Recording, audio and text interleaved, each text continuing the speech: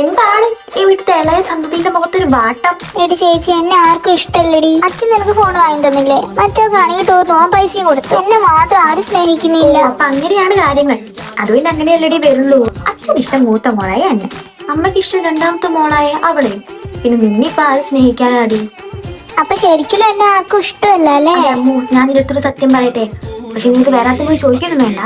നിന്റെ ചേച്ചി എന്നുള്ള നിലയില് സ്നേഹം കൊണ്ട് ഞാൻ അടുത്ത് പറയാം. സത്യത്തിൽ നീ വിട്ടത് കുട്ടിയല്ല, നിന്നെ ഈ വീട്ടുകാർ ദത്തെടുത്തതാ. നമ്മുടെ അച്ഛൻ ഉണ്ടല്ലോ, പണിക്ക് പോയി വരുമ്പോ മാർക്കറ്റിന്റെ അവിടുന്ന് ഒരു കൊട്ടയിൽ ഭയങ്കര കരച്ചിലേട്ടെ.